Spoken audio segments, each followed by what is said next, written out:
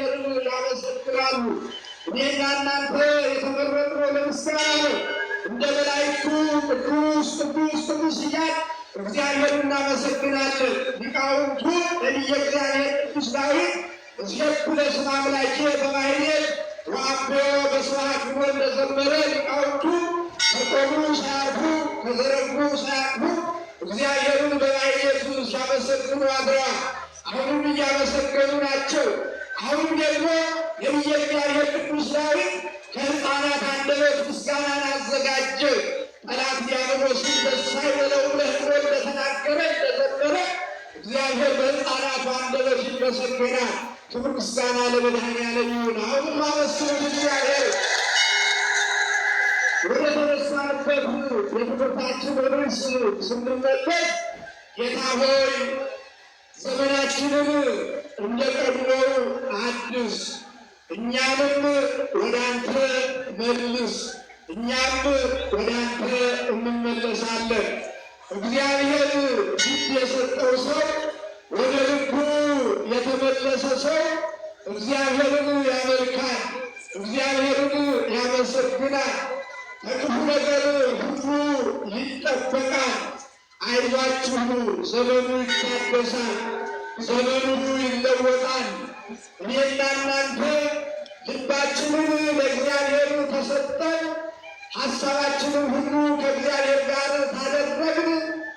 ጌታ ሆይ ዘመናችንን እንደ ቀድሞ አድስ፣ እኛንም ወደ አንተ መልስ ብለን እንጸልይ። እባካችሁ ጌታ ተመለሰ፣ እኛ ወደ እሱ ተተመለስ።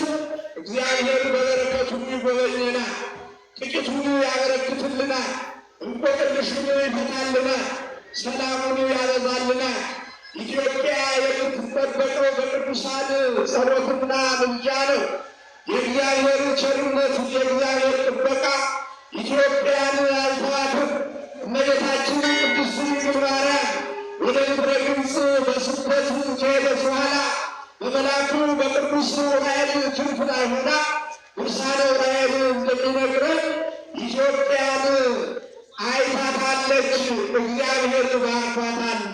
ይህች ሀገር የማን ናት ብላ እግዚአብሔርን ጠየቀችው። ብሏለው ይህች ኢትዮጵያ የእግዚአብሔር ሀገር፣ የቅድስና ሀገር፣ አምልኮቴን የሚፈጽሙ ሕዝቦች ያሉባት የበረከት ሀገር ስለሆነች አስራት አድርጌ ለአንቺ ሰጥቼሻለሁ ብሎ እግዚአብሔር ኢትዮጵያን ምድሪቷን ባርኮ ሕዝቦቿን ለእመቤታችን የቃል ኪዳን ልጆች አድርጎ ሰጥቷል። ክብር ምስጋና ለሥላሴ። ይህና እናንተ የቃል ኪዳኑ ልጆች ነን። እስራኤል ዘሥጋ በእግዚአብሔር ላይ ሲያንጎራጉሩ እግዚአብሔር ይገሥጻቸዋል። ነገር ግን ሲመለሱ ደግሞ ማቱን አርቆ ወደ ቀደመ ክብራቸው ይመልሳቸዋል። አይዟችሁ፣ እኛም ወደ ቀደመ ክብራችን እንመለሳለን። ለሚያምን ሁሉ ይቻላል፣ ዘመናችንን ያድሳል። እኛ እንድንመለስ ጌታ ሆይ ወደ አንተ መልሰን እኛም እንመለሳለን ብለን እግዚአብሔርን ልናመልከው ለእሱ ክብር ልንሰጡ ይገባል። እልል ብላችሁ እግዚአብሔርን አመስግኑ። የትምህርት ፕሮግራም ሰፊ ነው። በመሃሉ መዝሙር እየተዘመረ አስራታችሁን እየሰጣችሁ ሳትገፋፉ ዛሬ የምስጋና ቀን ነው። ዛሬ የበረከት ቀን ነው። ዛሬ ተቀድሰን ተባርከን የምንሄድበት የእግዚአብሔርን ቃል በሙላትና በስፋት ስንቅ በሚተን የምንሄድበት ሰዓትና ጊዜ ስለሆነ ተረጋግታችሁ እግዚአብሔርን አመስግኑ። ሲያመስግኑት እግዚአብሔር ትምህርቱን ላያበቃለሁ። አንድ መልእክቱ ነገራችሁና ወደ ዝማሬው እንሄዳለን። አስራታችሁን እያወጣችሁ አስራታችሁን እየሰጣችሁ ይህ ወቅት ላይ የምታዩት መጽሐፍ የዘመን ስጦታ ናት። እያያችሁ ሆኑ የዘመን ስጦታ አቡነ ዮሳብ የግብፅ ፓትርያርክ በከሊፋው በሙስሊሙ ታስሮ በነበረ ሰዓት የግብፅ ክርስቲያኖች ወደ ኢትዮጵያ ንጉሥ ወደ ደገኛው ንጉሥ ወደ አጤ ዳዊት ላኩ። ፓትርያርካችን ታስረዋል፣ በዲፕሎማሲ ጫና ፍቅር አስፈታልን ይገልብን ነው ብሎ በላኩ ጊዜ አጤ ዳዊት ፓትርያርኩን ካልፈታ አባይን ገድባለሁ ብሎ ሲያስፈራራው ፓትርያርኩን ፈታቸው።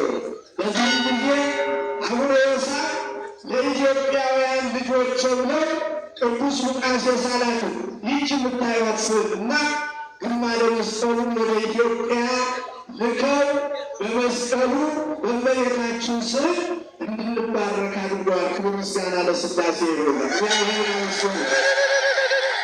ታዲያ ይህች መጽሐፍ እንግዲህ ዘመናችን ክፉን የምንጸየፍበት ፈተናውን የምናልፍበት መጽሐፍትን ማንበብ ነውና ይህች መጽሐፍ ተደጋጋሚ በሃይማኖታዊ አስተምሮ ቁጥር 4 ቤተ ክርስቲያን በማን ተመሰረተች? ያዳመጣችሁ ነው?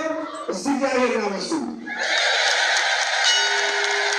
ቤተ ክርስቲያን በማን ተመሰረተች? የሃይማኖት ልዩነት እንዴት ሊፈጠር ቻለ? ትክክለኛው ሃይማኖት የትኛው ናት? አውደ ዓመት ማለት ምን ማለት ነው? ከዘመን ዘመን መሸጋገር ዘመን ያሸጋግራል ወይ? የእመቤታችን ቃል ኪዳን ማለት ምን ማለት ነው? እመቤታችን ኢትዮጵያን የቃል ኪዳን ሀገር አድርጋ እውነት ተቀብላታለች ወይ? የቅዱሳን ክብርና ምልጃ ምን ይመስላል? የመስቀል ክብር ምንድን ነው? ለስም ለመስቀል ለታቦት መስቀል ይገባል ወይ? ለመስቀል ለታቦት ለምን እንሰግዳለን? መስቀል ለምን እንሳለማለን? ጸበል ለምን እንረጫለን? የንስሐ አባት ለምን እንይዛለን? ፍታት ለምን እንፈታለን? ጋብቻ ለምን ያስፈልጋል? ጋብቻ በማን ፈቃድ? በሰዎች እግዚአብሔር የእግዚአብሔር ፈቃድ እንደሚታወቅ ይችላል። ጋብቻ በፍቅር እንዲዘልቅ የሚያግዙ መንፈሳውያን ጠቃሚ ምክሮች ምን ናቸው የሚለውን አካታ ያዘች። በኑሯችሁ፣ በጤንነታችሁ፣ በትዳራችሁ፣ በስራችሁ ዙሪያ ለሚገጥማችሁ ፈተና ተገቢውን መፍትሄ የምታገኙባት፣ ስለ ሃይማኖታችሁ ጠንቃችሁ የምታውቁባት በአይነቷ ልዩ የሆነች መጽሐፍ ዋጋዋ 100 ብር ናት። የአንድ ልጅ ደብተር ማስወር በውስጧ ግን ከፍተኛ የሆነ ለምትጠይቁት ጥያቄ መልስ የምታገኙባት መጽሐፍ ስለሆነች እየገዛችሁ በበረከት ውሰዱ፣ ነፍሳችሁን መግቡ። የጻድቁ አባታችን አቡነ ገብረ መንፈስ ቅዱስ በረከትና ረድኤት ከሁላችን ጋር ይሁን። ይቆየን። ልንላችሁ እግዚአብሔር ያመስግን።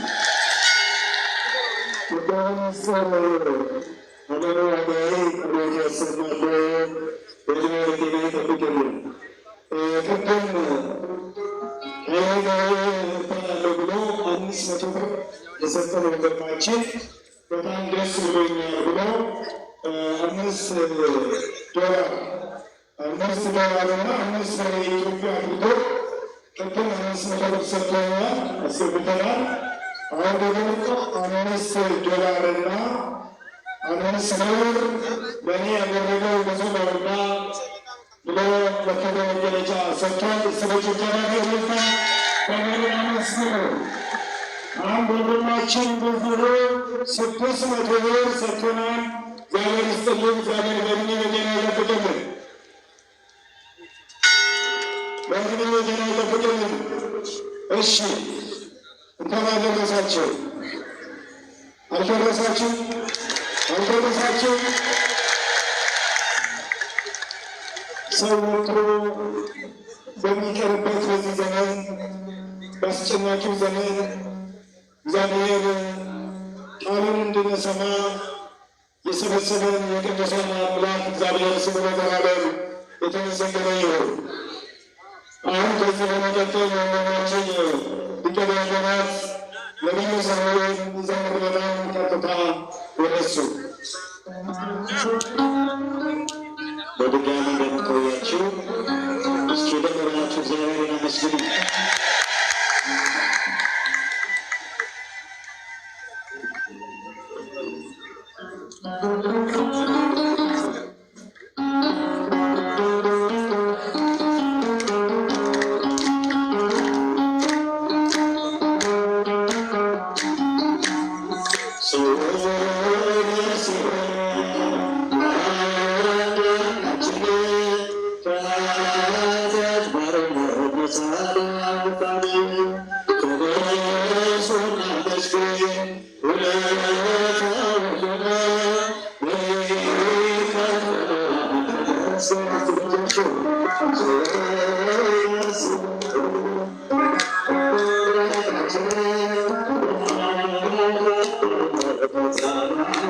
Thank